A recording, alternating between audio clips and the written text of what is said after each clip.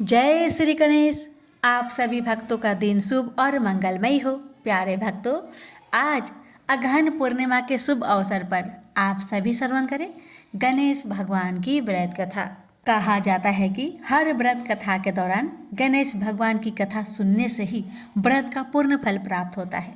इसलिए व्रत का पूर्ण फल प्राप्त करने के लिए गणेश जी की कथा को अवश्य सुने और आगे दूसरे भक्तों के पास भी शेयर करें। प्रेम से बोलिए जय श्री गणेश। एक गांव में माँ बेटी रहती थी। एक दिन वह अपनी माँ से कहने लगी कि गांव के सब लोग गणेश मेला देखने जा रहे हैं, मैं भी मेला देखने जाऊंगी। माँ ने कहा कि वहाँ बहुत भीड़ होगी, कहीं गिर जाओगी तो चोट लगेगी।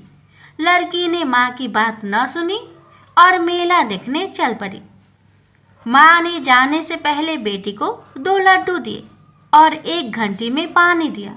माँ ने कहा कि 1 लड्डू तो गणेश जी को खिला देना और थोड़ा पानी पिला देना, दूसरा लड्डू तुम खा लेना और बचा पानी भी पी लेना।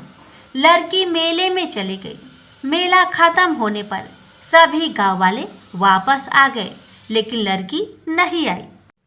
लड़की मेले में गणेश जी के पास बैठ गई और कहने लगी कि 1 लड्डू और पानी गणेश जी तुम्हारे लिए और 1 लड्डू और बाकी बचा पानी मेरे लिए। इस तरह कहते कहते सारी रात बीत गई। गणेश जी ये देखकर सोचने लगे कि अगर मैंने 1 लड्डू और पानी नहीं पिया तो यह अपने घर नहीं जाएगी। यह सोचकर गणेश जी एक लड़के के भेष में आए और उससे 1 लड्डू लेकर खा लिया और साथ ही थोड़ा पानी भी पी लिया। फिर वह कहने लगे कि मांगो, तुम क्या मांगती हो। लड़की मन में सोचने लगी कि क्या मांगू, अन्न मांगू या धन मांगू या अपने लिए अच्छा वर मांगू या खेत मांगू या महल मांगू। वह मन में सोच रही थी तो गणेश जी उसकी मन की बात को जान गए।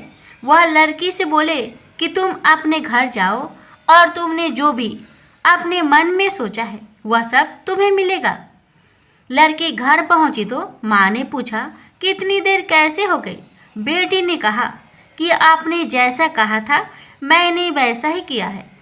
और देखते ही देखते जो भी लड़की ने सोचा था वह सब कुछ हो गया। प्रेम से बोलिए गणेश भगवान की जय। सेठ सेठानी और गणेश जी की कहानी। एक गांव था जिसमें एक सेठ जी अपने परिवार के साथ रहते थे। सेठ जी का गांव के पास के ही शहर में बड़ा व्यापार था।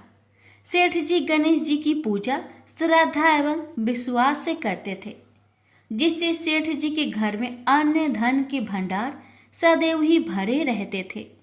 उनके जीवन में किसी भी प्रकार की कोई कमी नहीं थी। नित्य प्रतिदिन नियम अनुसार रोज वो नदी पर नहाने जाते और आकर गणेश जी का पूजन करते, उन्हें भोग लगाते और फिर स्वयं भोजन करते थे। यह बात सेठानी जी को अच्छी नहीं लगती थी। वो धार्मिक नहीं थी और ईश्वर में इतना विश्वास नहीं रखती थी। एक बार सेठानी जी ने सोचा कि यह इतना गणेश जी को मानते हैं, गणेश जी की पूजा करते हैं, इससे होता क्या है। आज तो देखती हूँ वो कैसे गणेश जी की पूजा करते हैं। अगले दिन जब सेठ जी नदी पर नहाने जाते हैं तो सेठानी जी गणेश जी की मूर्ति को उठाकर मूर्ति को कपड़े से ढककर बगीचे में जमीन में दबा देती है। जब सेठ जी नदी पर से नहाकर घर आते हैं और देखते हैं कि गणेश जी की मूर्ति तो मंदिर में नहीं है, तो वो सेठानी से पूछते हैं गणेश जी की मूर्ति मंदिर में नहीं है, कहाँ गई। तो सेठानी जी बोलती है मुझे नहीं मालूम, मूर्ति को घर में बहुत ढूंढाते हैं। उस दिन क्योंकि वो गणेश जी को भोग नहीं लगा पाए, इसके लिए सेठ जी ने अन्न जल का भी त्याग कर दिया और गणेश जी से प्रार्थना करने लगे, हे प्रभु, लगता है आप मुझसे रुष्ट हो गए हो और कहीं चले गए हो। आप अपनी कृपा दृष्टि मुझ पर बरसाइए। ये प्रभु मुझे दर्शन दीजिए। सेठ जी ने मन ही मन सोचा कि आपसे जब तक आप मुझे मिल नहीं जाते, मुझे दर्शन नहीं दे देते, तब तक मैं अन्न जल का त्याग करता हूँ। उस दिन पूरा निकल गया। रात्रि में सेठ जी की भक्ति से प्रसन्न होकर गणेश जी भगवान ने सपने में गणेश जी भगवान एक छोटे से चूहे के साथ खेल रहे होते हैं और चूहे को खाने को लड्डू देते हैं। चूहा लड्डू लेकर बगीचे में जाता है और जमीन को खोदता है और लड्डू वही डाल देता है। अचानक सेठ जी की नींद खुल जाती है। सेठ जी बगीचे में जाते हैं और वही खोदते हैं जहां उन्होंने सपने में देखा था, और वहीं से उनको थोड़ी सी जमीन खोदने पर कपड़े में लिपटे हुए गणेश जी की मूर्ति मिलती है।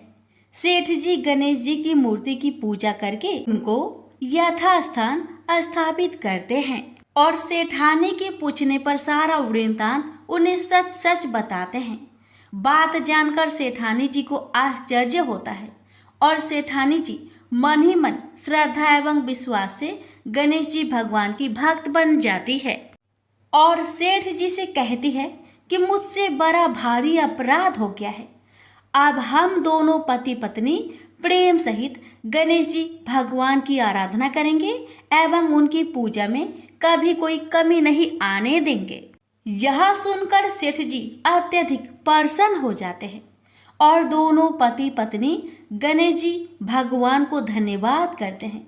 जय बोलो गणेश जी भगवान की जय हो, सदा ही जय हो प्रभु, अपनी अनुकंपा सेठ सेठानी के समान ही हम सभी पर बनाए रखना। कहानी सुनने वालों की सभी मनोकामनाएं पूर्ण करना। एक बार गणेश जी एक बहुत सुंदर गांव से गुजर रहे थे।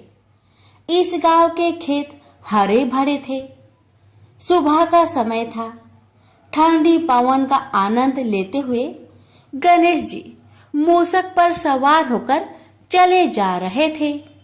इतने में वह एक खेत से गुजरे तो आनंदवश फसलों में हाथ फिरा दिया। गणेश जी के ऐसा करने से उस फसल के कुछ दाने हाथ में आ गए।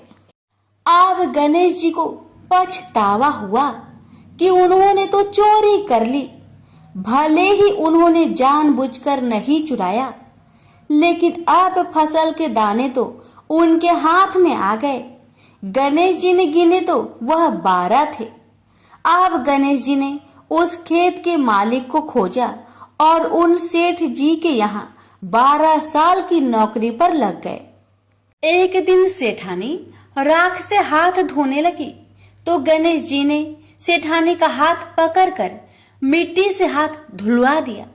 सेठानी ने सेठ जी से शिकायत की और कहा कि देखो, नौकर ने मेरा हाथ पकड़ लिया। सेठ जी ने गणेश को बुलाकर पूछा कि तुमने सेठानी का हाथ क्यों पकड़ा? गणेश जी ने बोला कि मैंने तो बस ये कह रहा था कि राख से हाथ धोने से घर की लक्ष्मी नाराज होकर घर से चली जाती है और मिट्टी से हाथ धोने से आती है। सेठ जी ने सोचा कि गणेश ठीक कह रहा है। थोड़े दिनों बाद कुंभ का मेला आया। सेठ जी ने कहा, गणेश, सेठानी को कुंभ के मेले में स्नान करा कर ले आओ। सेठानी किनारे पर बैठकर नहा रही थी तो गणेश जी उनका हाथ पकड़कर आगे डुबकी लगवा लाए। घर आकर सेठानी ने सेठ से कहा कि गणेश ने तो मेरी इज्जत ही नहीं रखी और इतने सारे आदमियों के बीच में मुझे घसीटकर आगे पानी में ले गए। तब सेठ जी ने गणेश जी से पूछा कि ऐसा क्यों किया? तो गणेश जी ने कहा कि सेठानी किनारे बैठकर गंदे पानी से नहा रही थी तो मैं आगे अच्छे पानी में डुबकी लगवा कर ले आया। इससे अगले जन्म में बहुत बड़े राजा और राजपाट मिलेगा। सेठ जी ने सोचा कि गणेश ठीक कह रहा है। एक दिन घर में पूजा पाठ हो रही थी, हवन हो रहा था। सेठ जी ने गणेश को कहा कि जाओ सेठानी को बुलाकर ले आओ। गणेश सेठानी को बुलाने गए तो सेठानी काली चुनरी ओढ़कर चलने लगी तो गणेश जी ने काली चुनरी फाड़ दी और कहा कि लाल चुनरी ओढ़ के चलो। सेठानी नाराज होकर सो गई। सेठ जी ने आकर पूछा क्या बात है, तो सेठानी बोली कि गणेश ने मेरी चुनरी फाड़ दी। सेठ जी ने गणेश को बुलाकर बहुत डांटा। तो गणेश जी ने कहा पूजा पाठ में काला वस्त्र नहीं पहनते हैं, इसलिए मैंने लाल वस्त्र के लिए कहा। काला वस्त्र पहनने से कोई भी शुभ काम सफल नहीं होता है। फिर सेठ जी ने सोचा कि गणेश है तो समझदार। एक दिन सेठ जी पूजा करने लगे तो पंडित जी ने बोला कि वो गणेश जी की मूर्ति लाना भूल गए, अब क्या करें। तो गणेश जी ने बोला कि मेरी को ही मूर्ति बनाकर विराजमान कर लो, आपके सारे काम सफल हो जाएंगे। यह बात सुनकर सेठ जी को भी बहुत गुस्सा आया और वे बोले कि तुम तो अब तक सेठानी से ही मजाक करते थे, मेरे से भी करने लगे। तो गणेश जी ने कहा मैं मजाक नहीं कर रहा हूँ, मैं सच बात कह रहा हूँ। इतने में ही गणेश जी ने गणेश जी का रूप धारण कर लिया और सेठ और सेठानी ने ही गणेश जी की पूजा की। पूजा खत्म होते ही गणेश जी अंतर ध्यान हो गए। सेठ सेठानी को बहुत धोखा हुआ और उन्होंने कहा कि हमारे पास तो गणेश जी रहते थे और हमने उनसे इतना काम करवाया। तो गणेश जी ने सपने में आकर सेठ जी को कहा कि आपके खेत में से मैंने 12 अनाज के दाने तोड़ लिए थे, उसी का दोष उतारने के लिए मैंने आपके यहाँ काम किया था। सेठ जी की करोड़ों की माया हो गई। हे गणेश जी महाराज, जैसा सेठानी को दिया वैसा सबको देना, कहते को सुनते को और सारे परिवार को दे देना। जय श्री गणेश जी। एक बार पथवारी माता पाल और विनायक जी में झगड़ा हो गया। सब आपस में स्वयं को बड़ा बताने लगे। इतने में एक ब्राह्मण का लड़का आया। पाल, पथवारी, गजानन जी ने उसे रोका और कहा लड़के रुक जा और हमारा न्याय कर। लड़का बोला मैं कल वापस आऊंगा तब न्याय करूंगा। घर आकर लड़के ने माँ से कहा माँ मुझे कल पाल, पथवारी माता, विनायक जी का न्याय चुकाना है। तो माँ ने कहा बेटा सबको बड़ा बता देना। दूसरे दिन लड़का वहाँ गया और बोला पाल माता आप बड़ी हो, क्योंकि हर व्यक्ति आता है और स्नान ध्यान करके शुद्ध होकर जाता है और आप सबकी रक्षा करती हैं। हे पथवारी माता आप सबसे बड़ी हो, क्योंकि कितने भी तीर्थ धर्म ध्यान कर ले पर आपकी पूजा किए बिना उनका कार्य पूर्ण नहीं होता। आप जीवित को भी तारती हैं और मरने के बाद भी उद्धार करती है। पथवारी माता पथ की धारिणी, इसलिए आप बड़ी हो। अब विनायक जी से लड़का बोला सबसे पहले शुभ काम में आपको ही मनाया जाता है। आपको ध्याए बिना कोई काम सिद्ध नहीं होता, इसलिए आप बड़े हो।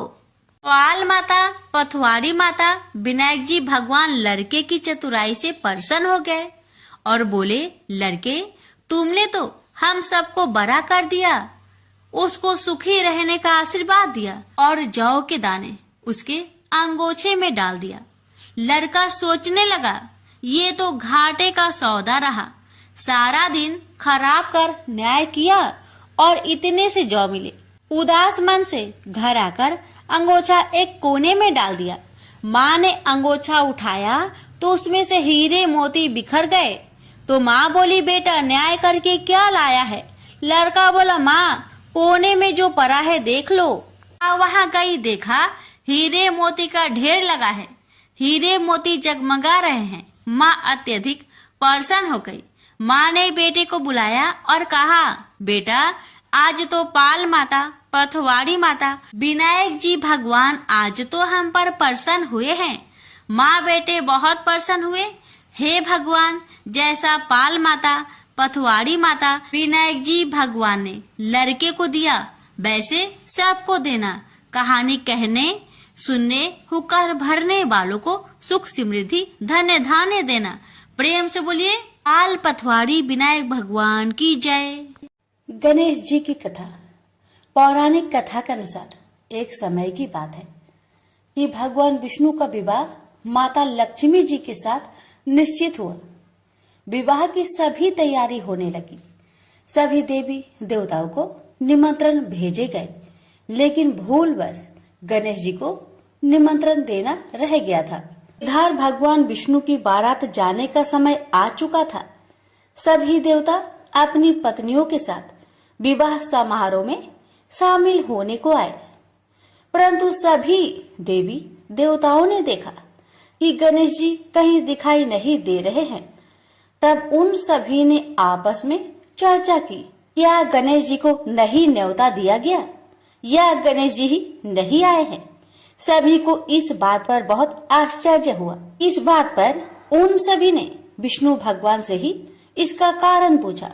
विष्णु भगवान से पूछने पर उन्होंने कहा कि हमने गणेश जी के पिता भोलेनाथ, महादेव और माता पार्वती को न्योता भेजा था।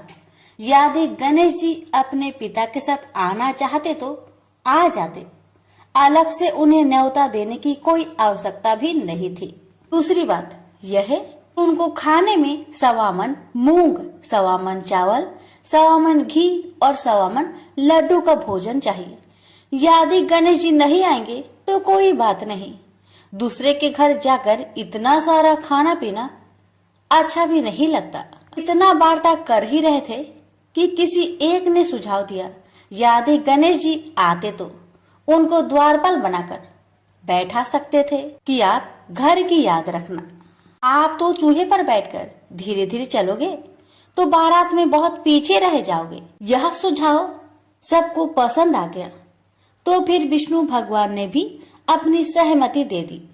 तब गणेश जी को निमंत्रण देकर आमंत्रित किया और उनको समझा बुझाकर घर की रखवाली करने को बैठा दिया गया। बारात चल दी। तब नारद जी ने देखा कि गणेश जी तो दरवाजे पर ही बैठे हुए हैं, तो वे गणेश जी के पास गए और रुकने का कारण पूछा। गणेश जी कहने लगे कि विष्णु भगवान ने मेरा बहुत अपमान किया है। नारद जी ने कहा कि आप अपनी मूषक सेना आगे भेज दो तो वह रास्ता खोद देगी, जिससे उनके वाहन धरती में धंस जाएंगे। तब आपको सम्मान पूर्वक बुलाना पड़ेगा। अब तो गणेश जी ने अपनी मूषक सेना को आदेश दिया, जाओ, और सेना ने जमीन पोली कर दी। जब बारात वहां से निकली तो रथों के पहिए धरती में धंसने लगी। आप कोशिश की परंतु पहिए नहीं निकले। सभी ने अपने अपने उपाय किए परंतु पहिए तो नहीं निकले, बल्कि जगह जगह से टूटने लगे। किसी को समझ में नहीं आ रहा था कि अब क्या किया जाए। तब तो नारद जी ने आकर कहा, आप लोगों ने गणेश जी का अपमान किया, जिस कारण यह विघ्न आ रहे हैं। यदि उन्हें मनाकर लाया जाए तो आपका कार्य सिद्ध हो सकता है और यह संकट टल सकता है। शंकर भगवान ने अपने दूत नंदी को भेजा और वे गणेश जी को लेकर आए। गणेश जी का आदर सम्मान के साथ पूजन किया गया। फिर रथ के पहिए निकलने लगे और यह संकट टल गया। अब रथ के पहिए निकल तो गए परंतु वे टूट फूट गए थे, तो उन्हें सुधारे कौन। पास के खेत में एक खाती काम कर रहा था। उसे बुलाया गया। खाती अपना कार्य करने से पहले श्री गणेशाय नमः कहकर गणेश जी की वंदना मन ही मन करने लगा। देखते ही देखते खाती ने सभी पहियों को ठीक कर दिया। तब खाती कहने लगा कि हे देवताओं, आपने सर्वप्रथम गणेश जी को नहीं मनाया होगा और न ही उनकी पूजन की होगी, इसलिए तो आपके साथ यह संकट आया है। मैं तो मूर्ख अज्ञानी हूँ, फिर भी पहले गणेश जी को पूजते हैं, उनका ध्यान करते हैं। आप लोग तो देवगण हैं, फिर भी आप गणेश जी को कैसे भूल गए। अब आप लोग भगवान श्री गणेश जी की जय बोलकर जाए तो आपके सब काम बन जाएंगे और कोई संकट भी नहीं आएगा। ऐसा कहते हुए बारात वहां से चल दी और विष्णु भगवान का लक्ष्मी जी के साथ विवाह संपन्न करा के सभी सकुशल घर लौट आए। हे गणेश जी महाराज, आपने विष्णु को जैसा कारज सरियो ऐसा कारज सबको सिद्ध करिजो। बोलिए गजानन भगवान की जय। सुनिए एकदंत गणेश जी की कथा। बात उस समय की है जब परशुराम ने अपनी प्रतिज्ञा के अनुसार पृथ्वी को क्षत्रियों से रहित कर दिया था।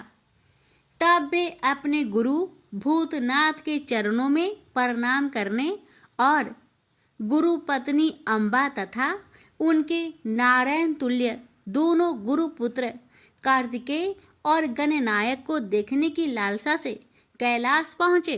वहाँ उन्होंने अत्यंत अद्भुत कैलाशपुरी का दर्शन किया। अपने गुरु की उस दिव्य पुरी के दर्शन कर उनका नंदन आनंद विभोर हो गए। फिर उन्होंने शिव का 15 योजन ऊंचा और 4 योजन विस्तृत अत्यंत सुंदर आश्रम देखा। परशुराम वहाँ सबसे मिले और उन्होंने सबसे बात की। इसके बाद वे नंदीकेश्वर से आज्ञा प्राप्त कर प्रसन्नता पूर्वक आश्रम के भीतर प्रविष्ट हुए। कुछ ही आगे जाने पर महातपस्वी परशुराम ने बहुमूल्य रत्नों से निर्मित सैकड़ों मंदिर देखे। उन्होंने वहां का भीतरी द्वार देखा जो नाना प्रकार की चित्रकारी से चित्रित तथा हीरे मोतियों की गुथी हुई मालाओं से अत्यंत शोभ्यमान था। परशुराम ने द्वार के बाएं भाग में अपने गुरुपुत्र कार्तिकेय को देखा और दाहिने और पार्वती नंदन गणेश तथा शिव पार्वती का अवलोकन किया। वे वहाँ रत्नाभरण भूषित बहुमूल्य रत्नों से बने सिंहासनों पर आसीन थे। परशुराम सबसे मिलते और प्रेम पूर्वक बात करते हुए प्रसन्नचित चित्त से आगे बढ़े ही थे कि गणेश ने उन्हें देखकर कहा, शूलपाणी इस समय शयन कर रहे हैं। मैं उन परम प्रभु की आज्ञा प्राप्त कर तत्काल तुम्हें साथ ले चलूंगा। बस इतनी देर रुक जाओ। परशुराम ने गणेश के सम्मुख खड़े खड़े उत्तर दिया, बंधुवर, मैं अपने गुरु शिव व माता पार्वती के दर्शन करना चाहता हूँ। मैं उनके चरणों में प्रणाम कर अभी लौट जाऊंगा। गणेश ने उन्हें अनेक प्रकार से समझाते हुए कहा, इस समय भूतेश्वर शिव एवं माता पार्वती अंतःपुर में है, अतएव अभी आपको वहां नहीं जाना चाहिए। परम गुरुदेव शिव एवं माता पार्वती के चरण कमलों के दर्शन करने का मेरा सहज अधिकार है। परशुराम अपने आग्रह पर दृढ़ थे, किंतु गणेश उन्हें अत्यंत विनय पूर्वक समझाते रहे। मैं तो परम पिता शिव एवं माता पार्वती के दर्शनार्थ जाऊंगा ही। यह कहकर परशुराम आगे बढ़ना ही चाहते थे कि गणेश ने उन्हें रोक दिया। 21 बार पृथ्वी को क्षत्रियों से रहित करने वाले भृगु नंदन कुपित हो गए और उनका गणेश से विवाद ही नहीं हुआ, हाथापाई भी होने लगी। कुमार कार्तिकेय ने उन्हें समझाने का प्रयास किया, किंतु क्रोध परशुराम ने उन्हें धक्का दे दिया, जिससे वह गिर गए। शिव पुत्र गणेश ने उठकर परशुराम की उद्दंडता के लिए उनकी भर्त्सना की, तो क्रोध परशुराम ने अपना तीक्ष्ण परशु उठा लिया। तब गणेश ने अपनी सूंड बढ़ाकर उन्हें उसमें लपेट लिया और घुमाने लगे। गणेश की सूंड में लिपटे परशुराम सर्वथा असहाय और निरुपाय थे।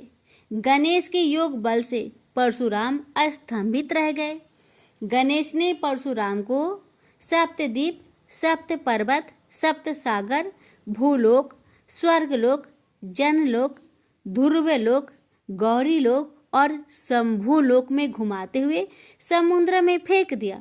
परशुराम समुद्र में तैरने लगे तो निरामयी गणनाथ ने उन्हें पुनः अपनी सूंड में उठा लिया और घुमाते हुए बैकुंठ धाम दिखाकर गोलोक धाम का दर्शन करा दिया। वहां परशुराम ने मंद मंद मुस्कुराते हुए बंसी विभूषित नव निरत श्री कृष्ण के साथ रासवड़ी राधा का दर्शन किया, तो वे बार बार उनके मंगलमयी चरण कमलों में प्रणाम करने लगे। कुछ देर बाद परशुराम सचेत होकर पृथ्वी पर गिर पड़े। उस समय उनका प्रतिवादी मुख स्तंभ गणेश जी द्वारा किया हुआ स्तंभन भी दूर हो गया। तब उन्होंने अपने अभीष्ट देवता श्री कृष्ण के जगत गुरु शिव द्वारा प्रदत्त परम दुर्लभ स्रोत एवं कवच का स्मरण किया और संपूर्ण शक्ति से सूर्य की प्रभा के तुल्य तीक्ष्णतम अपने परशु से गौरी नंदन पर प्रहार कर दिया। गणेश ने अपने परम पूज्य पिता के अमोघ अस्त्र का सम्मान करने के लिए उसे अपने बाएं दांत से पकड़ लिया। शिव शक्ति के प्रभाव से वह तेजस्वी परशु गणेश के बाएं दांत को समूल काट कर पुनः रेणु का पुत्र परशुराम के हाथ में लौट आया। गणेश का दांत टूटते ही भयानक गर्जना हुई और रक्त का फवारा फूट पड़ा। मुंह से निकलकर रक्त से सना दांत भूतल पर गिर पड़ा। उस समय धरित्री कांप उठी। यह दृश्य कार्तिकेय, क्षेत्रपाल आदि पार्षद तथा शून्य में देवगण अत्यंत भयभीत होकर हाय हाय करने लगे। कैलाशवासी डर से मूर्छित हो गए। निंद्रापति सुधत्मा शिव की निंद्रा भंग हुई। बेटा यह क्या हुआ? दौड़ी हुई पार्वती आई तो उन्होंने अपने पुत्र गणेश के टूटे दांत तथा रक्त से सने हुए मुंह को देखा और देखा कि उनके हृदय खंड गणेश क्रोध शून्य परम शांत लज्जा से सिर झुकाए खड़े हैं। अत्यंत व्याकुल होकर उन्होंने स्कंद से पूछा, क्या बात है? यह कैसे हुआ? स्कंद द्वारा संपूर्ण वृत्तांत सुनकर पार्वती अत्यंत क्रोध हुई और अपने प्रिय पुत्र गणेश जी को सीने से लगाकर रोती हुई शिव से बोली, मेरे पुत्र गणेश और आपके शिष्य परशुराम में किसका दोष है? आप ही निर्णय करें। फिर माता पार्वती ने अपने सम्मुख परशुराम को शिव के प्रमोदक द्वारा चरण कमलों की निर्भयता पूर्वक सेवा करते हुए देखकर कहा, हे महाभाग राम, तुम योगियों के गुरु देवाधिदेव महादेव के शिष्य हो। तुम शुद्ध मन वाले हो। तुम्हारी अशुद्धता का कारण मेरी समझ में नहीं आ रहा। तुमने करुणामय गुरु से अमोघ परशु प्राप्त कर पहले तो उसकी क्षत्रिय जाति पर परीक्षा की और अब गुरु पुत्र पर परीक्षा की है। श्रुति गुरु दक्षिणा देने का निर्देश करती है और तुमने अत्यंत निर्दयता पूर्वक गुरु पुत्र का समूल एक दांत ही नष्ट कर दिया। अब इसका सिर भी काट डालो। चरमता का अमोघ परशु प्राप्त कर ले तो क्षुद्र श्रृंगाल भी वनराज को मार सकता है। इतना कहकर क्रोध से भगवती पार्वती परशुराम को मारने के लिए प्रस्तुत हो गई। भय बस परशुराम ने मन ही मन करुणा सागर गुरु को प्रणाम कर अपने इष्ट देव गोलोकनाथ श्री कृष्ण का स्मरण किया। तभी पार्वती ने अपने सम्मुख एक बौने ब्राह्मण बालक को देखा। उस पर तेजस्वी ब्राह्मण बालक को देखकर आतुरता से भगवान शंकर ने भक्ति पूर्वक मस्तक झुकाकर प्रणाम किया। उसके बाद माता पार्वती ने भी उसे प्रणाम किया। परम तेजस्वी ब्राह्मण बालक ने शिव एवं पार्वती को शुभ आशीर्वाद प्रदान किया। यह दृश्य देखकर कैलाशवासी बालक बालिकाएं भयभीत एवं चकित हो गए। फिर भगवान शंकर ने उनका पूजन किया। वे वामन भगवान रत्न सिंहासन पर विराजमान थे। उनका उत्कृष्ट तेज सर्वत्र फैल रहा था। भगवान शंकर ने मधुर शब्दों में कहा, आज मेरा परम सौभाग्य है जो आपने कृपा पूर्वक मेरे यहाँ पधार कर मुझे सेवा का अवसर प्रदान किया है। सुतोष शिव की मधुर वाणी से प्रसन्न होकर ब्राह्मण बाल रूपी स्वयं श्री हरि ने गंभीर स्वर में कहा, आप लोग की वर्तमान स्थिति जानकर मैं श्वेत द्वीप से आ रहा हूँ। मेरे भक्तों का कभी अमंगल नहीं होता। मेरा सहस्त्र सार उनके रक्षार्थ प्रतिक्षण प्रस्तुत रहता है। किंतु गुरु के रुष्ट होने पर मैं विवश हो जाता हूँ। गुरु की अवहेलना बलवती होती है। विद्या और मंत्र प्रदान करने वाला गुरु अभिष्ट देव से 100 गुना श्रेष्ठ है। गुरु से बढ़कर कोई देवता नहीं है, पार्वती से बढ़कर कोई पतिव्रता नहीं है तथा गणेश से उत्तम कोई जितेंद्रिय नहीं है। भृगु नंदन ने गुरु पत्नी एवं गुरु पुत्र की अवहेलना कर दी है, उसी का मार्जन करने के लिए मैं यहाँ उपस्थित हुआ हूँ। श्री हरि ने भगवान शंकर के बाद भगवती पार्वती से कहा, तुम जग जननी हो, तुम्हारे लिए गणेश, कार्तिकेय और परशुराम भी पुत्र तुल्य है। इन परशुराम ने स्नेह के प्रति शिव और तुम्हारे मन में भेद नहीं है। आता एवं जो उचित समझो करो। देव बड़ा प्रबल होता है। बालकों का यह विवाद तो देव दोष से ही घटित हुआ है। तुम्हारे इस प्रिय पुत्र का एक दंत नाम वेदों में प्रसिद्ध है। फिर श्री हरि ने परशुराम से कहा, राम, तुमने क्रोधवश शिवा पुत्र गणेश का दांत तोड़कर अनुचित किया है। इस कारण तुम निश्चय ही अपराधी हो। ये सर्वशक्ति स्वरूपा पार्वती प्रकृति से परे और निर्गुण है। श्री कृष्ण भी इन्हीं की शक्ति से शक्तिशाली हुए हैं। ये समस्त देवताओं की जननी है। तुम इनकी स्तुति कर इन्हें संतुष्ट करो। इतना कहकर श्री हरि बैकुंठ के लिए प्रस्थान कर गए। परशुराम ने भी स्नान कर शुद्ध वस्त्र धारण कर लिए। वह हाथ जोड़कर गुरुदेव के चरणों में प्रणाम कर सिर झुकाए जगजननी गौरी का स्तवन करने लगे। भक्तवर परशुराम के संपूर्ण अंग पुलकित थे और उनके नेत्र से अश्रु प्रवाहित हो रहे थे। इस प्रकार करुण प्रार्थना करते हुए अंत में परशुराम ने कहा, जगजननी, रक्षा करो, रक्षा करो, मेरे अपराध को क्षमा कर दो। भला कहीं बच्चे के अपराध करने से माता कुपित होती है। यह कहकर परशुराम ने माता पार्वती के चरणों में प्रणाम कर अत्यंत दुखी होकर रोने लगे। परशुराम की करुण प्रार्थना से करुणामयी पार्वती का हृदय द्रवित हो गया। उन्होंने प्रीति पूर्वक परशुराम को अभय दान देते हुए कहा, बेटा, अब शांत हो जाओ। आशुतोष के अनुग्रह से तुम्हारी सर्वत्र विजय हो। सर्वतरात्मा श्री हरि तुम पर सदा प्रसन्न रहे। गुरुदेव शिव में तुम्हारी भक्ति सुदृढ़ रहे। तुम अमर हो जाओ। इसी प्रकार दयामयी पार्वती ने परशुराम को आशीर्वाद दिया और वे अपने अंतपुर में चली गई। उस समय वहां श्री भगवान के मंगल नाम का उच्च घोष होने लगा। फिर परशुराम ने एक दंत गणेश का स्तवन किया और गंधे, पुष्प, धूप, दीप एवं तुलसी रहित नैवेद्य आदि से लंबोदर की विधि पूर्वक पूजा की। परशुराम ने भक्ति भाव से भाई गणेश को संतुष्ट कर माता पार्वती एवं कृपा सिंधु त्रिलोचन के चरणों में प्रणाम किया। फिर उन्होंने गुरु की आज्ञा प्राप्त कर प्रसन्नता पूर्वक वहां से प्रस्थान किए। प्रेम से बोलिए गौरी पुत्र गणेश भगवान की जय। हर हर महादेव। माता पार्वती की जय।